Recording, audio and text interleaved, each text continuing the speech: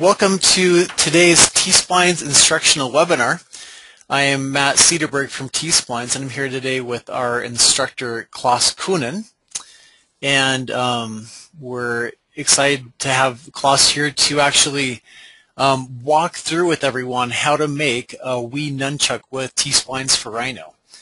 So this is a new type of webinar. We've never tried this before. So I'll be honest, I'm a little bit nervous that that this will work out well. If you haven't downloaded the T-Splines for Rhino file, you can look in the chat section of the GoToWebinar panel, and you can download that now. And the idea is that Klaus will go ahead and actually model the nunchuck, and you can work along with him and ask questions. So we can all have some hands-on experience together. Just a little bit about the logistics of the webinar. Everyone will be muted except for Klaus and me. So the way that you'll ask questions is by typing them into the chat section of the GoToWebinar screen. So while Klaus is actually modeling, you can ask questions that way, and then we'll either type back answers or we might pause and ask Klaus to explain things verbally. So it's not quite the same as having a live class, but hopefully it's just about as good. Let me just give a little bit of a background on T-Splines and then some background to Klaus, and then we'll go ahead and launch into this. So today's webinar really is focused on some nuts and bolts about how to use T-Splines. And actually, let me start out with a poll, just so we can get an understanding about how all of you will be participating in the webinar. Let me go ahead and throw this up here. So we're curious, during this webinar, are you going to just be watching or trying to model along with the instructor? This will be interesting feedback for us, so we know how to pace Klaus's instruction and how much to wait in between each step. So we'll see this pull up here for another couple seconds. And okay, so here's the results of the poll. Looks like an exact 50-50 split, and there are roughly 50 people here. So that will be useful as far as the pacing of the webinar goes. Let me just throw one more poll up here before we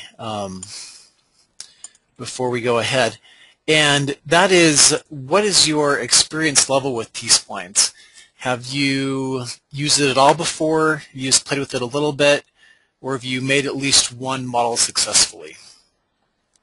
This will also be really helpful information as we figure out what level to have the instruction at today. So leave this up here for just a couple more seconds, and we'll go ahead and close the poll. So it looks like most of the people here have just played with T-Splines a little bit. A bunch of people have made at least one model successfully, so that's about perfect. That's about what we're targeting at. If you've never used it, you should still be able to catch up and learn quite a bit today as well. So again, just a brief introduction as to what T-Splines for Rhino was built for. It was built to help you more quickly make organic shapes in a fun way and to give you a mathematically robust result. So just talking a little bit about each of those points and some experience that customers have had with T-Splines. One of our designers mentioned that his styling team wanted a design to be, so let me go ahead and hide that poll. One of the T-Splines users has gone ahead and, let's see, Klaus, can you see my screen, or are you seeing the overview? Oh, there we go. We'll show my screen. I see the overview. No, okay. I see it. Yeah, so again, just a review of T-Splines for Rhino was built to be fast, fun, and robust. So one user said, our styling team wanted the design to be more organic and less mechanical. After an engineer spent 4 weeks struggling on the model using other software, he was able to get an acceptable model in T-Splines in a couple of days. and then iterate on that model in real time, making it a little bit softer here, a little more taper there.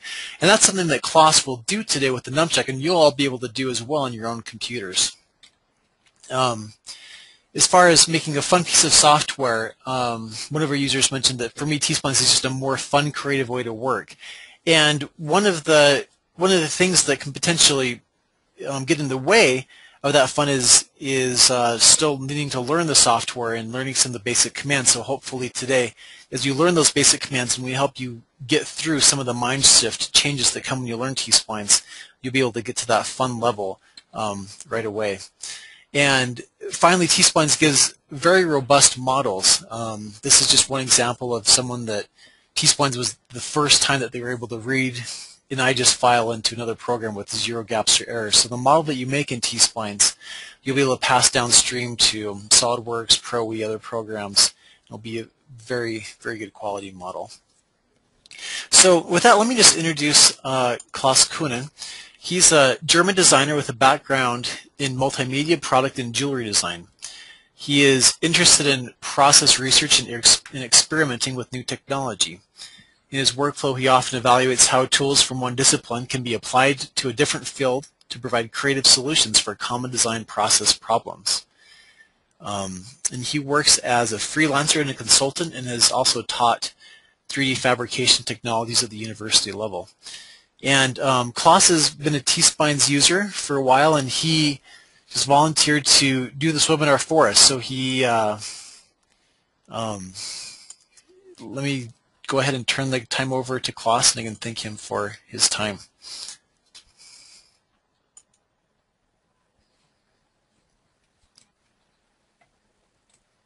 Okay. Do you guys see and hear me? Does it work? Yeah, you look great. It looks good, Klaus. Okay. Shall we start then? Let's go ahead. Well, hello everybody. I'm going to hope that for those who are a little bit familiar with T-Splines, this will be quite informative, and maybe we'll learn some new tips and tricks. And those who are rather new, maybe I hope you're familiar with Rhino. You will see that working with polygons, which is the main tool in T-Splines, is a very different approach in how you can model an object compared to traditional NURBS surfacing tools. Klaus, your audio is kind of coming in and out. If you can just speak a little bit more loudly. Okay. How is the audio right now? That's good. That's good? Okay. Maybe I just have to speak a little bit louder. Okay. Okay, so everybody has a file there? How's the audio going on right now? Yeah, the audio is great. Okay. And if you don't have the file yet, then you can. I'll go ahead and we just posted a link to it in the chat window, so you can download it there. Okay. The reason why I proposed to do this demo with the nunchuck from Wii is because it is actually a truly organic object, and modeling it with NURBS tools probably will take you a lot more time defining and building the shape than, for example, with the polygon approach T-Splines offers you through Rhino. Also, for those who are rather new to T-Splines, I will mainly use all the commands through the menu and click on those, so you see all the time what I'm doing. I'm not using the hotkeys. So you see I have my left and my front view, the two images, the profiles, and oh, hold on, I have this, my Windows bar doesn't go away, so I have to resize my window a little bit. I can turn snap on. Because this is half of an object, it really makes sense that you work with the snap tool turned on later for mirroring your object. And we start with the append face tool, which is basically the first step to draw a polygon. For example, here I start sketching out a very rough rectangular shape. 3 clicks for all additional faces. Each time I right click to finish it. And then we have just like a normal rectangular box shape. In the second step, now we can actually start adjusting that mesh a little bit so it fits the outer profile of my background. So I can go to mode. If you click here, you can switch between the different elements of the geometry. For example, vertices or edges, faces, or an object. In this mode, I will work with the vertices, and then I start roughly adjusting the position of the control points. So I start to follow the curvature a little bit. Let me just break in, Klaus. So those of you who are following along in modeling, the only command he's used so far is the TSappend command. Can you mouse over that again, Klaus? Yep, I am there. And just made, what is it, about five faces just appended next to each other, and then using the manipulator to move those into position. And the amount of faces I drew is basically like a guess. There's no hard rule to it. Sometimes when you start working with it, you make a model and then you realize you might have to add more faces or remove faces.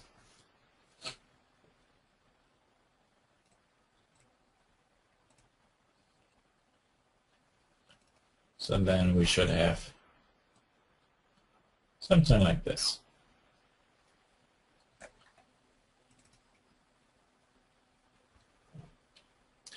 And in the next step, we could switch to the edge selection mode and select all those outer edges. And in particular for those which are new to T-Splines and are familiar with Rhino NURBS, you have to completely change your understanding of the flexibility. NURBS is basically only one rectangular patch which you could bend, twist, form into a cylinder or sphere. You could project a circle on, trim out a hole, but it's always this rectangular structure. But with T-Splines, with the polygon modeling, you're very flexible. It's more like weaving with mesh. So by having only the outer edge selected, I could those edges now extrude to add further geometry, and the extrude command is where my mouse is right now. And then I click on it. In this case, then I click on the front text. Don't click just into the viewport, click on front. Then it switches to this view, and then the edge is still selected, which I extruded, and I can slightly move it a little bit to the left. And there you see I have the side slightly extruded.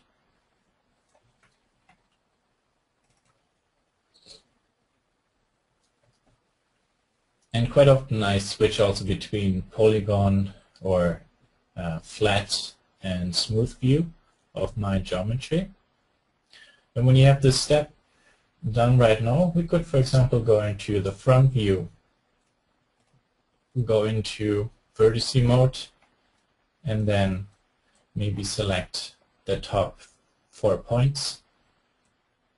And I try to line them up with the red line. I might have to switch also to rotate, and then go back to translate. There will be a little bit of push and pull and moving around the points until it matches. But again, because this is not like NURBS, a combination of joint surfaces, we're working with just one solid surface. It doesn't matter that we move around the points, because we cannot break apart any edges. So just to break in, the only commands that Klaus has done so far is just a pinned face, and then he extruded part of the model, and then just has been moving control points to match the shape of that reference image. Yeah. And the structure of the nunchuck, the top part is slightly arced. So, for example, in the right view, I could click one point and then click on front view and, for example, adjust this point.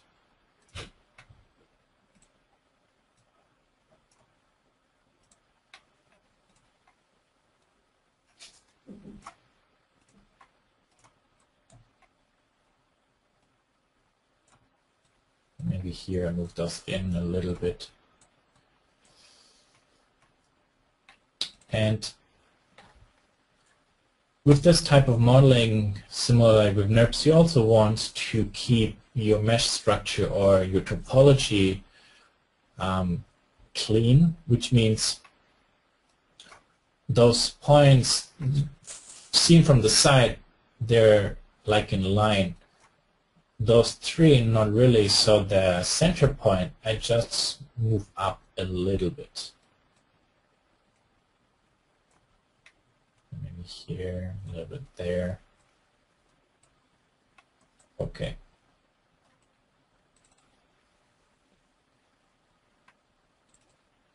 How does it look? And we can turn on the smooth view again. Okay.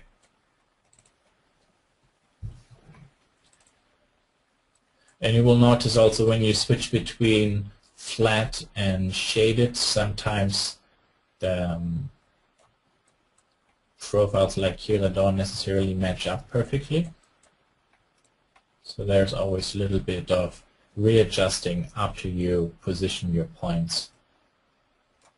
Yeah, that strategy of starting out by working in the box mode and then switching over to the smooth mode to get a little bit better fit is something that I like to do as well. And yeah, Klaus is hovering over the smooth toggle icon, and that's the command you click on to go back and forth between the box mode and the smooth mode.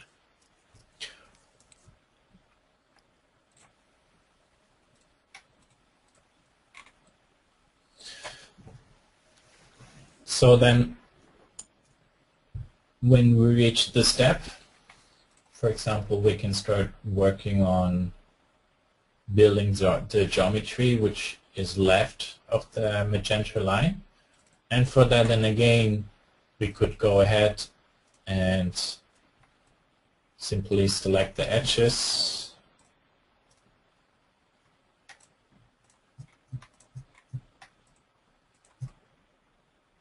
Like this. And then here in front view, I click extrude and position my points again a little bit. So here I have to do a little bit of cleanup again, trying to make the topology as even as possible.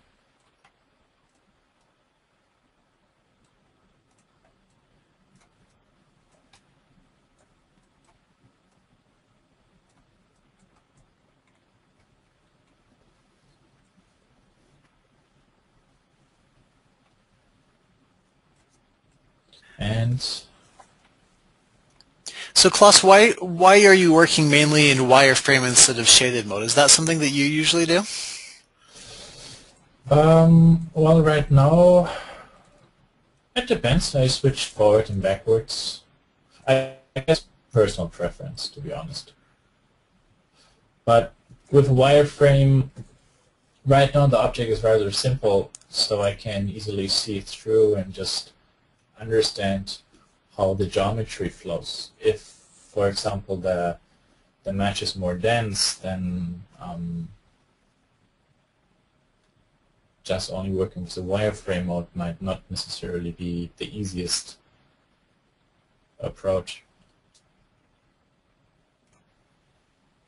And again, I just extrude, and then here I have to again readjust some of those points. Just move them to here.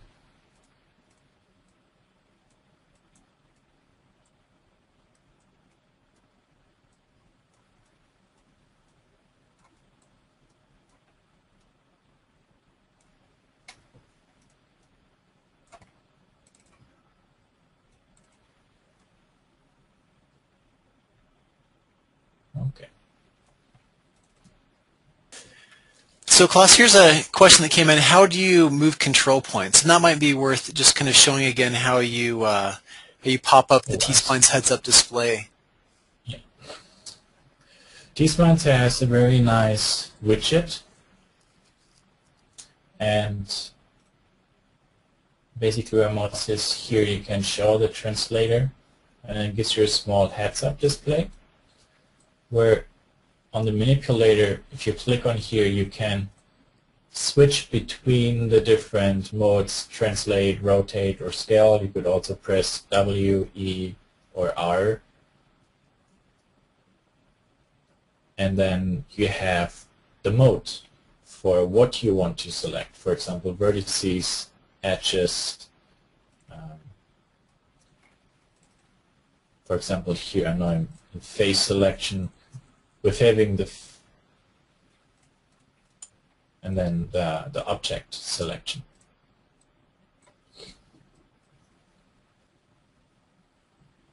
So you're not using the Rhino move tools here.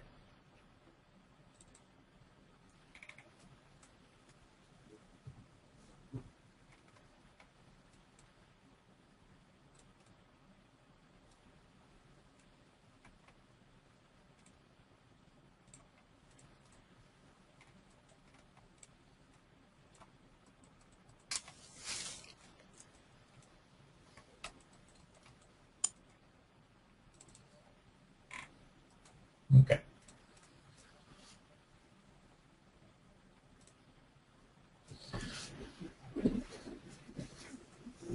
So Klaus, just a clarification, when you model in T-Splines, you usually abandon Rhino commands? Most of the time, yes. Well, I mean, you have everything inside the T-Spline command line and the toolbox for your moving and rotating and scaling with the translate manipulator,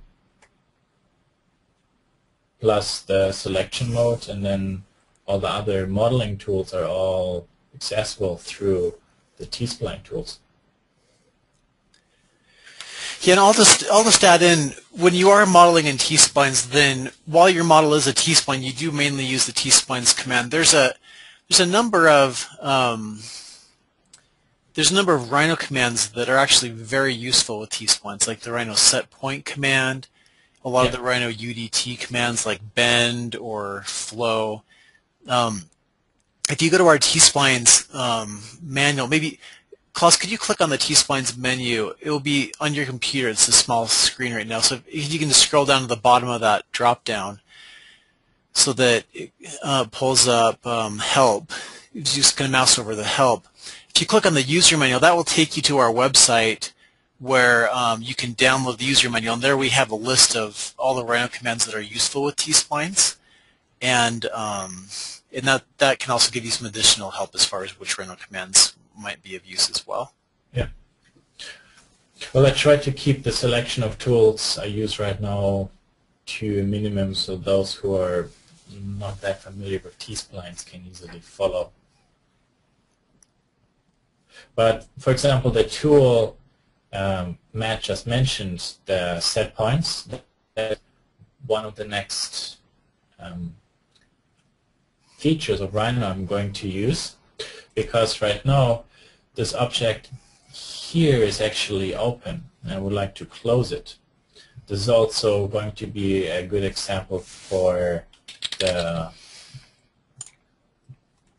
freedom and flexibility you have with polygon modeling compared to NURBS again. So with this one edge selected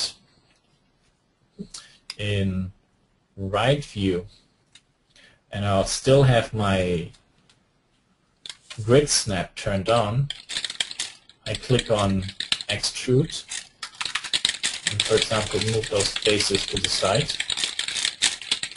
And you see that those points or those edges are not lining up along the z-axis. So to line them up, I'm going to use set points and align to the world using the y-axis. And now you see where my just click here so it's easier to see for you. You see they're all now lined up, and if you use the set points command, you also can snap, for example, to the grid, or you can also snap to pre-existing T-Spline geometry. So I'm going to turn on my on-snap, have points selected, and go back to set points, and then you see I can snap also to T-Spline points. And click, and now you see that they all nicely line up.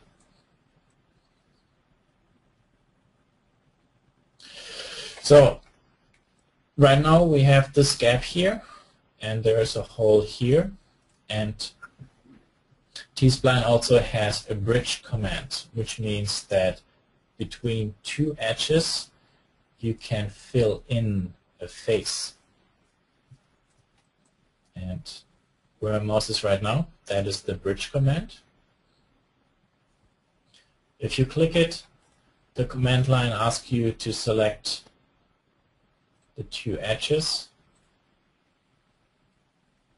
right-click, and right-click, and then you see now it filled in the missing face, and I do the same down here as well. So just selecting opposite faces, you don't need to select the connecting face on the left. Just patch it in automatically.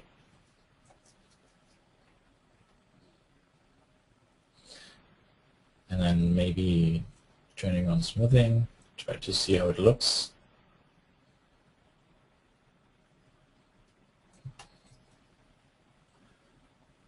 So far so good. For example, the upper corner here on the Wii would actually have a slightly sharper corner or edge. For that I go back to the raw polygon view, and between those two lines I would like to add another loop cut.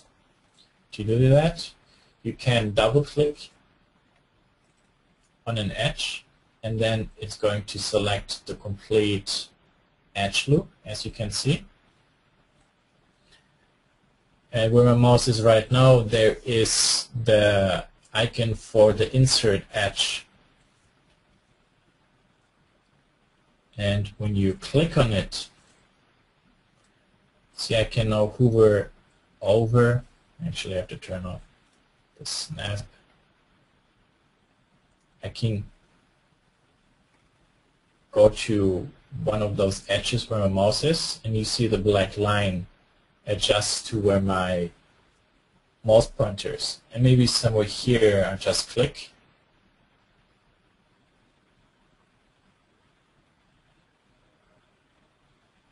Say there. And then when I go back to smooth view, you see that this additional loop cut actually sharpened that edge a little bit. And one point just to clarify, it is useful to keep on going back to box mode in order to make sure that the topology of your model is good, but this is something you can also do this while you're staying in smooth mode, and so you can see a little bit easier the how that sharpens up when you add that additional edge. But the way the T-Spline responds to those additional control points is exactly the same as NURBS. So when you're modeling with NURBS, if you have a lot of control points in an area, then you'll have a tighter curvature. The model will be closer, the surface will be closer to the control points. And the same thing with T-splines. Even if you look at Klaus's model right now, where there's more isocurves, then the surface is tighter, and where there's not as many, then it's smoother. Yeah, and that's also one of the other concepts you need to keep in mind. With T-splines, you don't have fillets. You actually build fillets or rounded corners on the fly, and you define those by how, as Matt said, how finely you position, for example, additional loop cuts. Because if I would remove those, then that rounding or the corner is a lot softer again.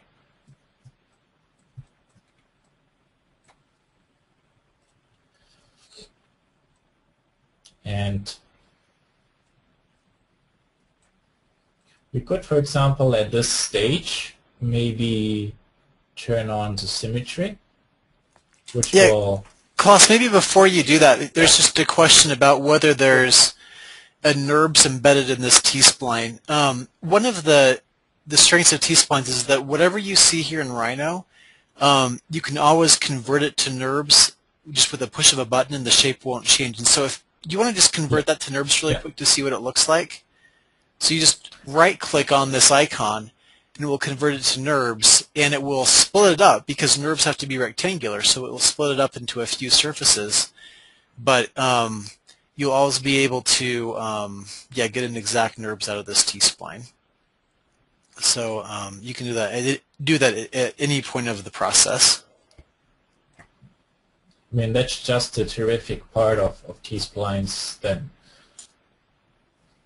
think about it as a modeling tool in addition to traditional NURBS patches, because after you're done modeling, you can convert it to NURBS and then touch up the model where you need to trim parts, cut holes.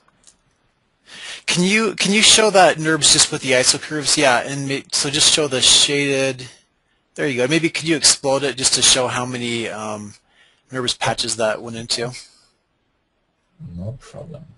So what it does is it will split it up. Wherever there's a star point is where will be the boundary of a NURBS surface. So this, it looks like it was 4 or 5 NURBS patches just split on those star points. And there are ways, there's a command to set the surface layout so you can change this slightly as far as how that's broken up. Yep. And Klaus is using, this is T-Spline's version 2.3 that Klaus is using. There's a question about whether this is the new T-Spline's version 3. This is just the version 2.3. Version 3 is in beta, and you can download that, and if you buy T-Splines today, you'll get that as a free upgrade, but this is just version 2. So I'm sorry for the interruption. You go ahead and keep on going, Klaus. Oh, it's fine.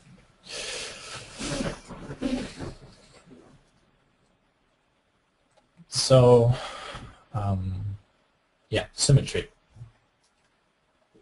You have in Rhino a mirror tool,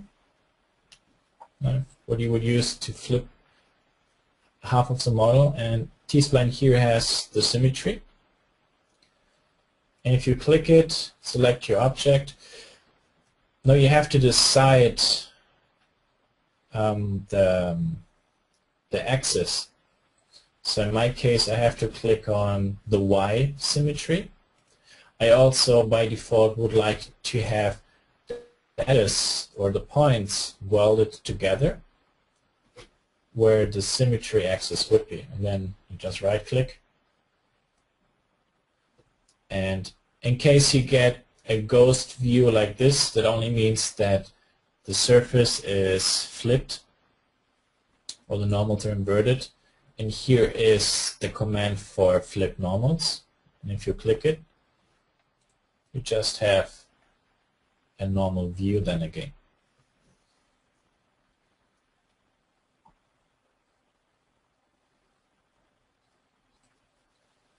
And the nice part about the symmetry is it just didn't only copy over the 1/2. If I go in and start readjusting my surfaces, for example, here from this view, this is a little bit too flat, so those edges I select here right now, I would like to pull in a little bit. You can see that this is being copied to the other side. So technically speaking, I still only have 1/2 of my object.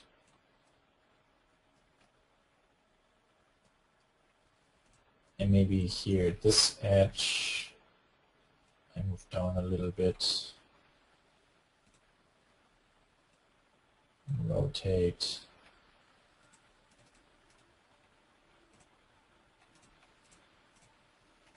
And I have to do again a little bit of adjustment to maybe fit my profile curve. And you see right now, instead of just selecting the points, I'm just in edge mode. That works pretty well as well.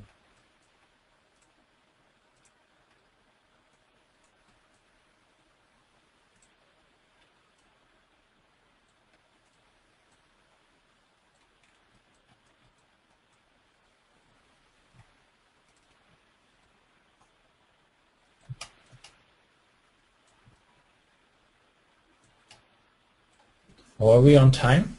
We're already at 40 minutes.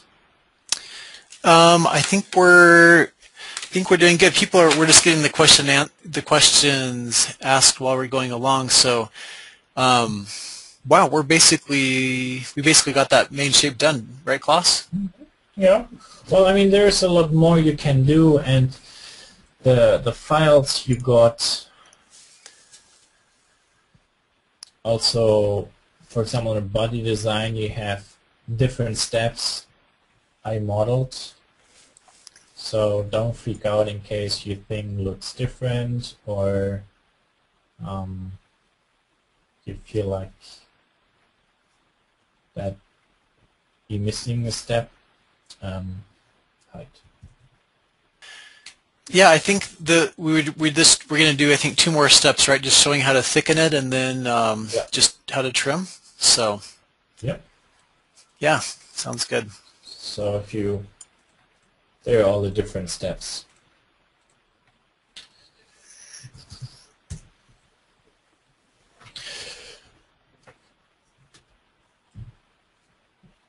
And then there's one thing we need to keep in mind with the symmetry.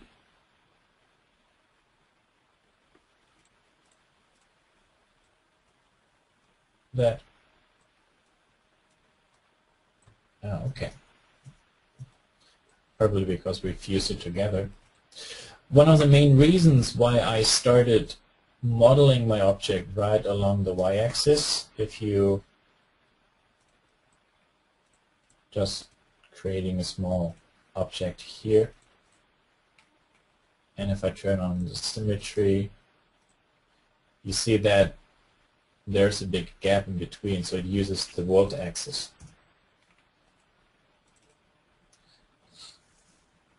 So if you want to move the object to the left or the right, you see that it actually changes the geometry. It doesn't move the object, and that's because the symmetry is still on.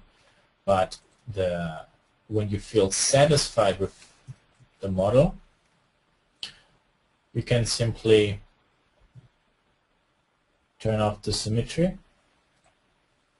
and that then the geometry. So if I go in and then modify the side, it only modifies that particular edge. It doesn't copy it over to the other side. But now you're also free to move this part around. So in case you get slightly confused.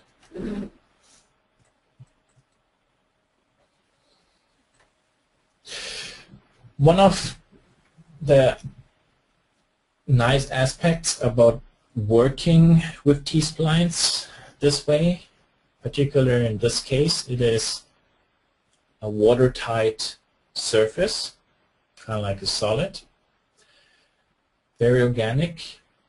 If you want to make a surface offset with NURB surfaces in Rhino, it's going to be possible, but it's probably going to take you a lot of work in fine-tuning. If I would like to create a production model including the material thickness, I can actually make use of T-Spline's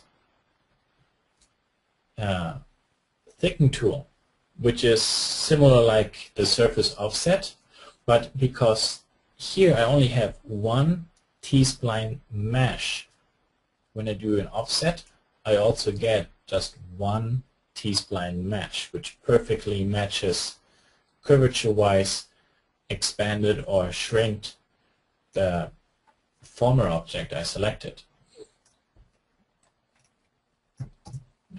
So I just go ahead and click on thicken, and then you get a small interactive preview if you want to do it with your mouse about how to grow or to shrink. Of course, very drastic values are or can lead to self-intersecting geometry. So I go here into a side view and zoom out a little bit, and let's say something like this. I make it a little bit bigger so the difference will be easier to see. And there you see now here I have my bigger mesh, and inside I have my smaller mesh. And it's a perfect offset just inside the volume. Yeah, actually, just to clarify how that thicken command works is that the nice thing about the thicken command, if you maybe you'd like to turn on clipping plane after you get that thickness done, Klaus, so we can see how that actually looks in there. But what the thicken command will do is it will, if you have one T-spline surface, it will give you one offset. And so the nice thing is it will be a watertight offset, and it's still a T-spline, so you can edit it. You can type in the distance, so like 2 or 3 units. The one thing to be aware of though is that what it's doing is it's offsetting each control point that distance, and that's a little bit different than offsetting every point on the surface. And so when Klaus puts this clipping plane on, let's see, you probably want to apply it against the perspective viewport, Klaus. So maybe add it maybe in the right viewport, but have it click so that it applies in the perspective. Then where there's more control points, then it will be so click perspective first. There you go. Where there's more control points, it will be a more accurate offset, but it's not a guaranteed consistency the same way. So yeah, as he kind of pounds around, you'll be able to see that. So what we found from a lot of our users is that this is just fine for their purposes, but it may or may not be for yours. So.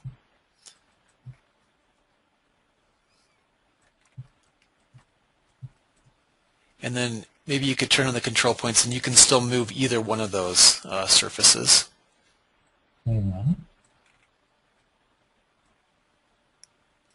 Maybe you want me to move it around? Yeah, just maybe one of the control points or something, just to show that you can still move. Maybe instead of the whole object, just turn on the control points to show that you can still move either part of the either the inside or the outside surface. So if you wanted to have some Oh, variable I see. radius there. I just selected every. Oops. Sorry, I deactivated my clipping thing. Okay, I'm completely getting you off script, Klaus. I apologize for that, but Nice. I think this is I think you've probably shown enough as far as I No guess the point problem. I wanted to make there. There. So here you can see that it's a different surface. Yeah, and it's kind of funky with that clipping plane displaying the manipulator, but Okay.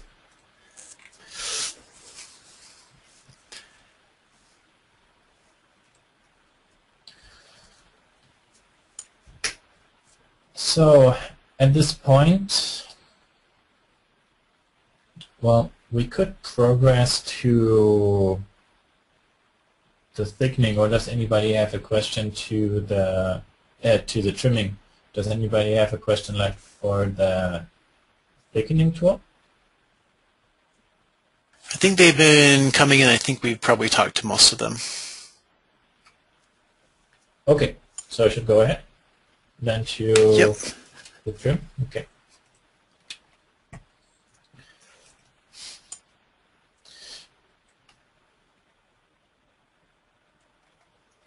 Okay, well, some of the buttons, depending on how you model it, might or might not fit, so I here actually have to, oops, move those a little bit more to there so you can see it better.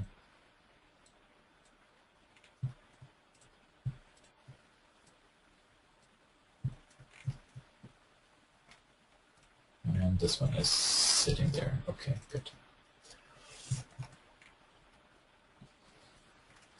So as Matt said, you're not stuck with a T-Spline object once you're done sculpting your product. Think about it basically with T-Spline you work with a clay-like digital material. We can then convert it to NURBS.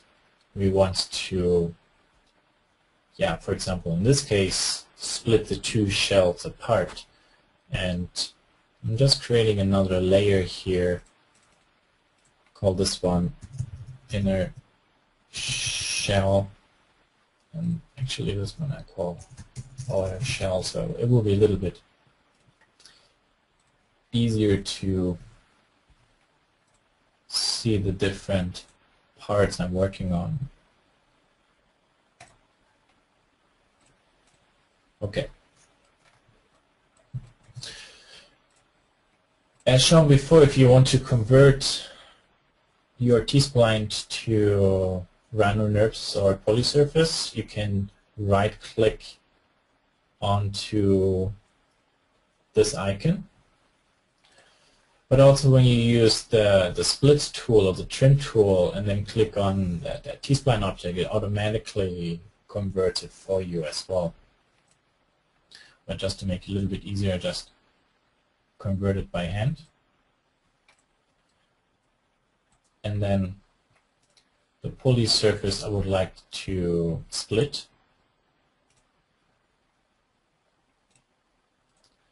Select my cutting surface. Now you have my upper shell and my lower shell. And also this was actually a T-Spline surface with which I did the splitting. This one is converted. Okay, so here I do the same. Split you through this. See, this way I didn't use the convert button to show you that Rhino and T-Spline are working together fine.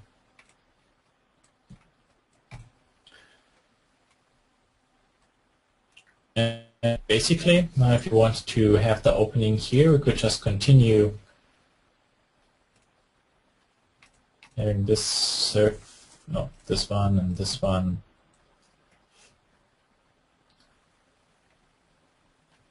Oh shoot, where's my... I'm missing my toolbar for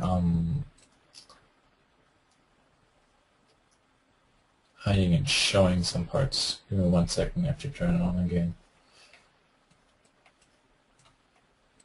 And just one note, Klaus has already saved out a bunch of layers with the T-Spline, but before you do go in and trim the T-Spline, that really is kind of a one-way street that you get on. Once it's trimmed and you're finishing it up, you can't convert that back to a T-Spline. As long as it's if the NURBS was not trimmed, you can convert that to a T-Spline, but if it's trimmed, you will lose the trimming information. So you always want to make sure that you save a copy of the T-Spline on your layers, which Klaus has already done in this instance, but that way you can go back to the T-Spline, edit it, and then retrim it.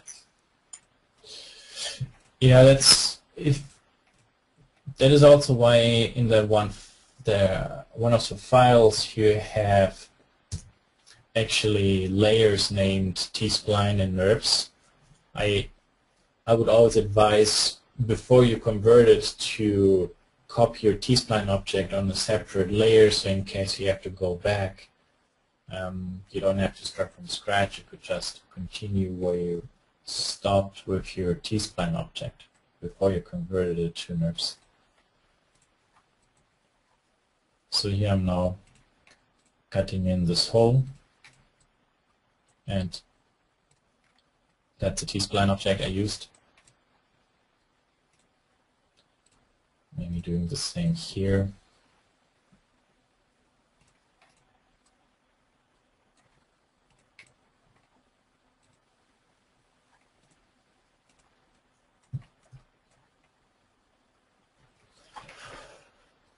And then, well, based on how you want to work, we can duplicate maybe the edges and loft those together.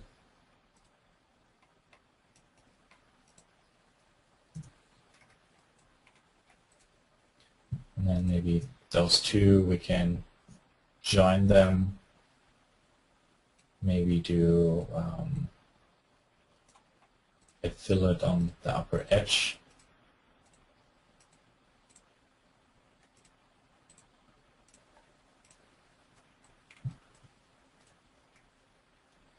So way too big. Value has to be a lot lower.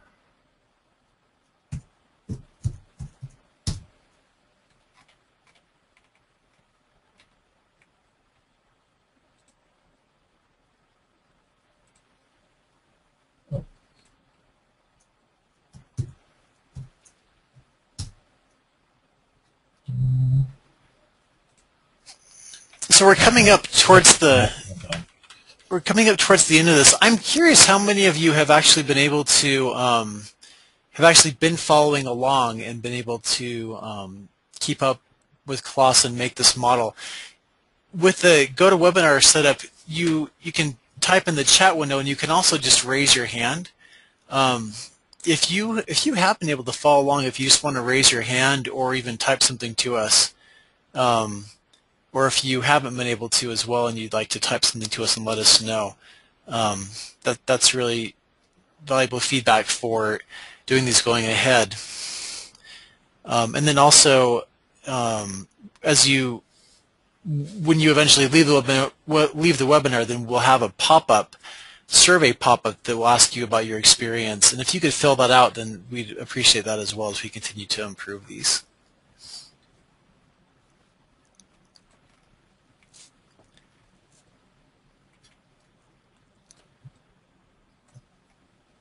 And then, of course, you can continue the trimming and filling in the faces between the shells exactly the same way as I did it for the control die.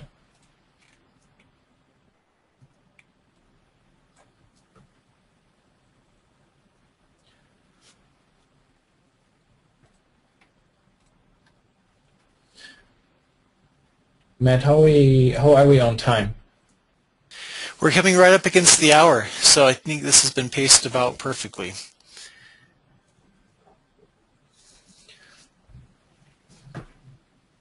That's about what we'd wanted to show, isn't it, Klaus? Yeah, well,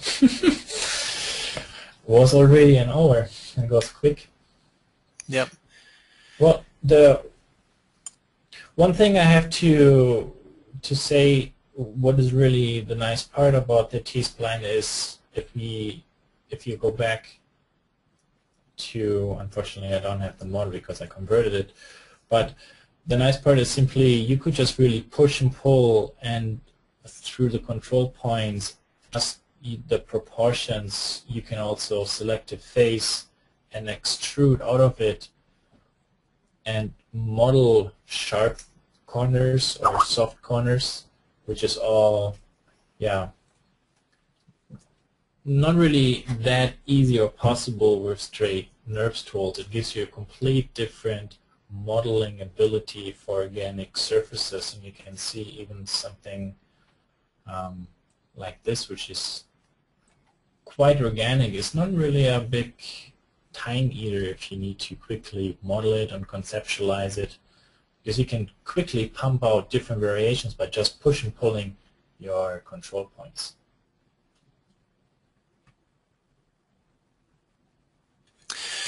Okay.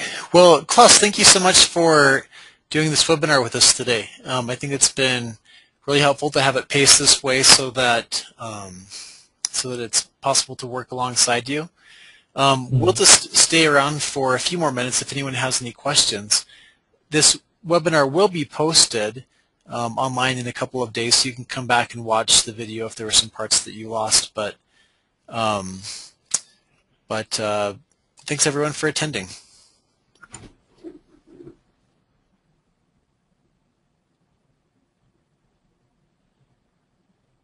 Does anybody have a question left, Matt? Let's see. There's been a bunch of questions coming in. We've typed back most of the answers. Maybe if you could just show how to access the T-Spline's command help. And the way to do that is if you just click on to start a T-Spline command, so just enter any of the commands, and then hit the F1 key.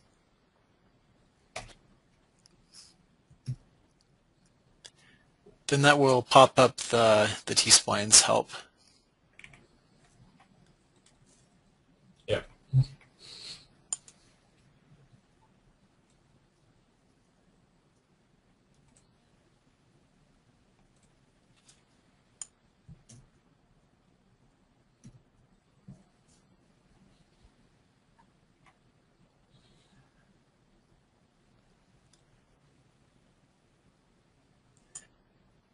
Let's see, just one question to ask if you could just do a really quick overview of what you, the kind of the process that you went through. I don't know if you can break that down just a couple minutes, Klaus, but I think you only used about 4 or 5 commands, I think. So could you just kind of step through a review quickly of what you did? Or maybe that's not so easy to do with the model you see that it's in. No, I can. Thanks for having all these other steps in the file. Oh, hold on. Shoot, sorry. Okay, I'm sorry. I thought I had quit already. Okay, so to start modeling an object, like here I have very basic flat profile. To start doing something like this, you can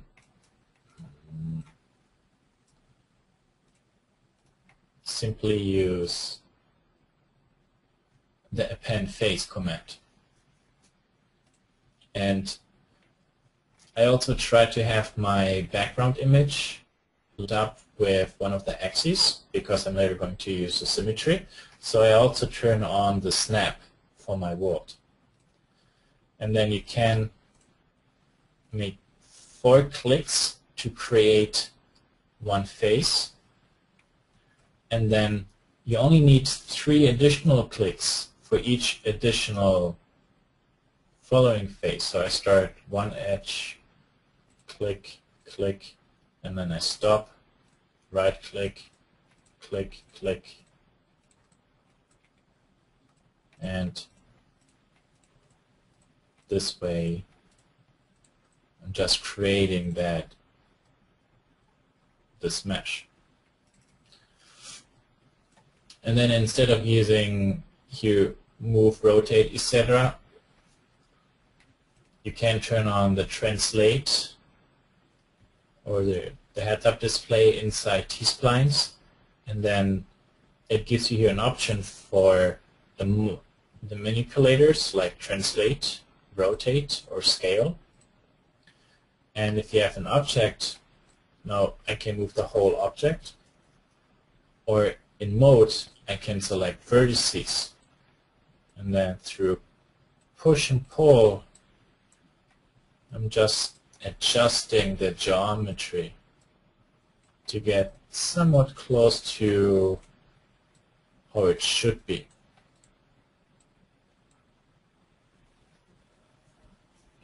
So with this I basically start my first step. Then the next step is giving this mesh some sort of depth. So I can go to, for example, the edge selection and select only my outer edge. I do not select any edges in between because this edge I will use later for my symmetry. And in the side view, I could now use the extrude edge command. If I click on it and then move my red arrow, I'm just moving this edge away. It's actually, if you do the extrude, it's really imperative that you also make sure you really move that edge and not click, for example, somewhere else. Let me show you what happens if I just click right now. This edge basically is gone now, and sometimes if you're new to the software you might think you didn't really extrude it, and you click again, extrude, and then maybe move it, but you already have one loop cut there. So you might by accident make your mesh a little bit denser than you want.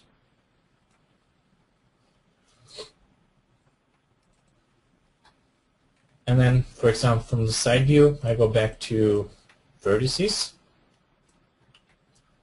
and then start pressing right now the hotkeys W for translate and E for rotate, and trying to adjust my control points and their position.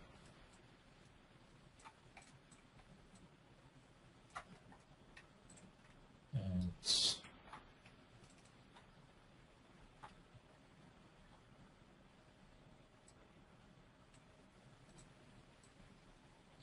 touching up this a little bit more.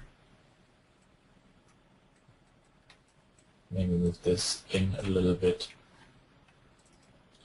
And then you see I have half of the model already built with the center part being slightly arced.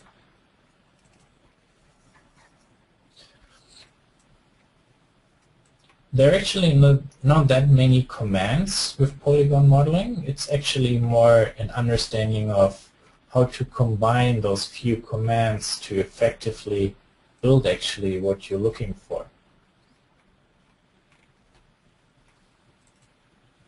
And then in this stage here, I could double click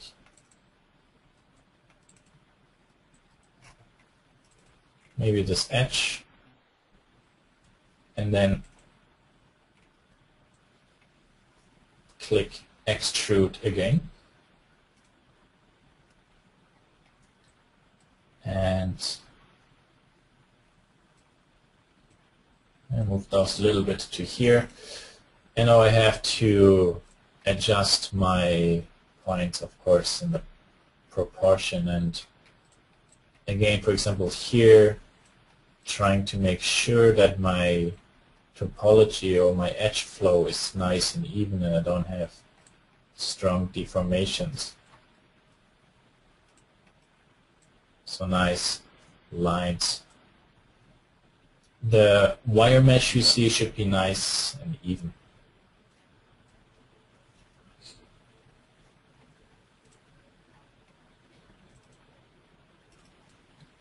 And then I did one additional extrude.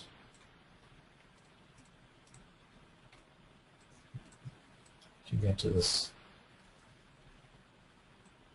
to that edge down here.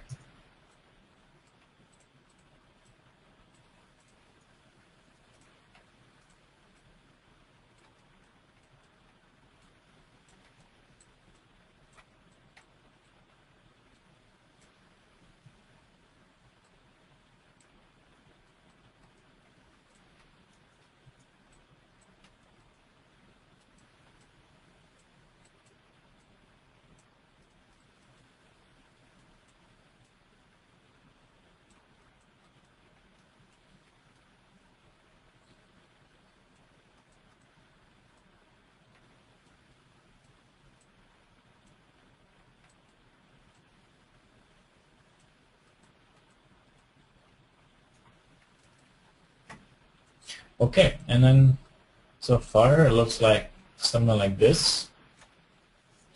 And I was talking before, trying when you work with symmetry to line up your object nicely along the axis and having the snap turned on when you do your first layout of your basic geometry. Because right now I would like to close the inner space, so I'm just selecting all the edges besides the last and the first edge, and then click extrude again, and I'm just moving a little bit to the left, and I would like to straighten out all those points so they're vertically in one line, and I can use the set points command for that. Since this is the y-axis, I'm using the y-axis. And you see now that they're all in one nice line. And in addition to just lining those up, if I have my snap turned on, so you can see I can snap to the grid, or I can also snap to the geometry.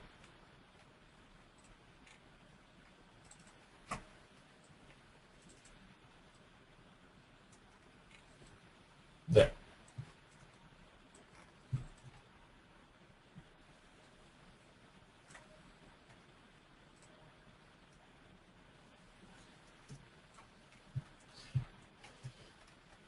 And there are now two possible ways how we could close this gap. Right now in my mesh here I have a triangle. I could use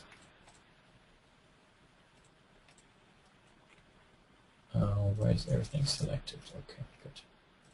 I could select those two edges.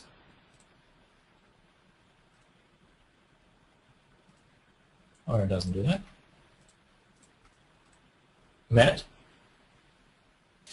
Yep. Oh, you can't actually close a triangular space? Yeah, you can. Probably what I would do is, probably the best thing is just to weld. Yeah. Yeah, well, that was the second thing I wanted to show them. Yeah, you can use the bridge command, but you need to do the selection a little bit differently. So yeah, weld is probably the best. So I can select the first and then my target point, and then click on weld, and then just those together. You also see, for example, right now here the edge looks a little bit sharp, and if you weld those parts together, then your whole geometry gets nice and smooth again. Klaus, do you want to undo that last weld? We can just take a look at how bridge might work there. Okay. So if you just enter the bridge command and select, so go selection mode edges, click up in the options on the top, then select one edge and hit enter, and then the second edge and hit enter. Oh, I see. And then that way, otherwise it's not sure, like, since they're connected, it's not sure if you're welding it to something else or just the same thing. I see. Okay. Okay.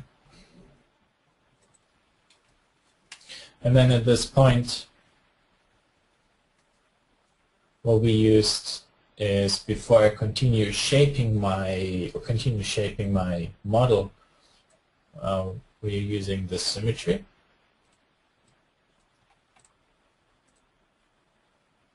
Along the y-axis. Sorry, I just clicked too fast.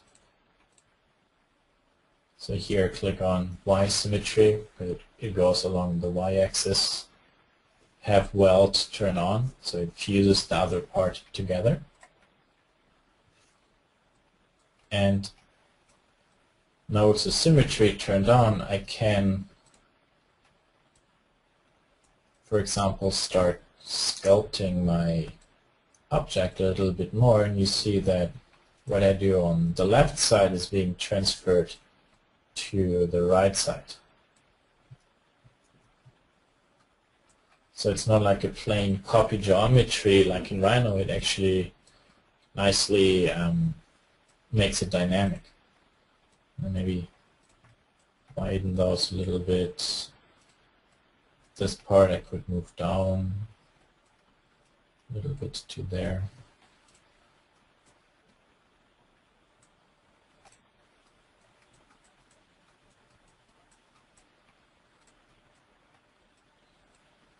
And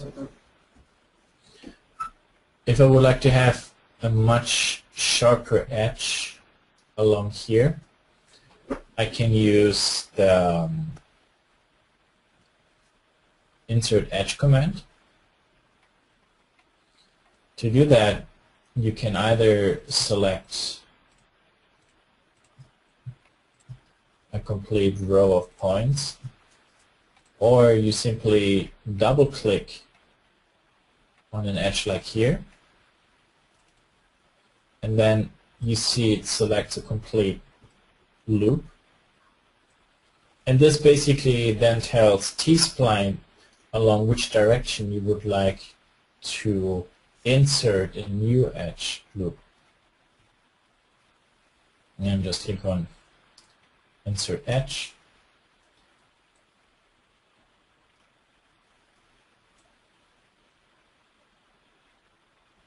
Okay, I have to turn off my snap. And then you see this blue line, this is showing you where, for example, it should be inserted. And you can also see that it fully goes around the whole object. And then when I click, you see that that edge then got tighter. So similar like with drawing a curve based on how far or how close points are together, the softer or the sharper the curve will be. So here with T-Splines, you don't really have a fillet tool, you just build the whole mesh and just sculpt your round edges or your fillets.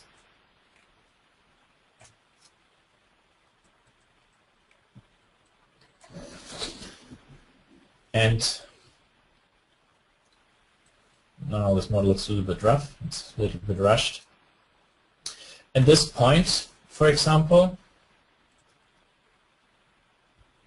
we can turn off the symmetry. Let's call this model to be final. And with the symmetry removed, you see that what I do on one side, it doesn't copy it to the other side, so it's a full watertight mesh right now. Everything is closed. And if I would like to add a thickness to this model, I can use the thicken command in T-Splines. The nice part about this is, as long as your mesh is not too complicated, like in this case, the thickening command gives you quickly an offset of your surface. And because the T-Spline object is just one mesh, you end up with another just one mesh which fits pretty well. So you don't have the issue like with NURBS if you have a poly surface and you do a surface offset that the edges don't meet each other and you have to readjust those. The command is pretty easy to use. You can just select your object and then go to thicken, and then you have a movement up and down. Down is expanding, up is shrinking, and it gives you a small wire mesh preview of how the result would look like. And I'm going to insert it a little bit.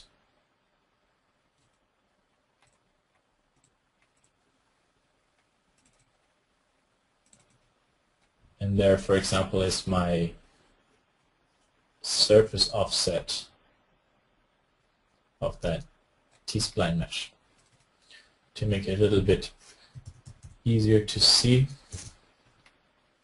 I'm going to add a clipping plane.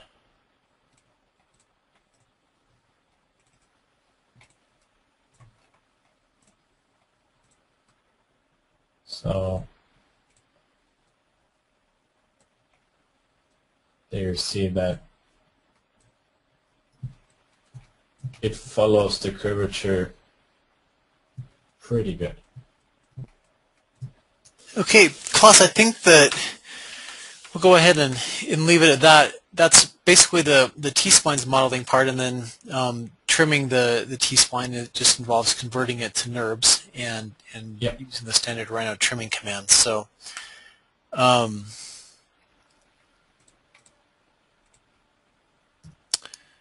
just looking to see if there's any other final questions that come in before we sign off. How about smoothing? When I move edges into my surface become holes. I'm not quite sure what that's saying, but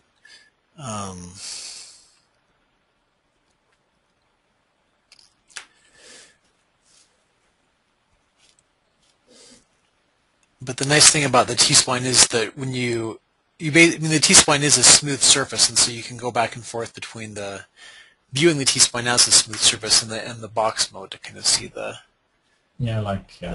topology better. But with this command here, smooth total. And also in case, like here, if it looks transparent, it's just only the normals reflect.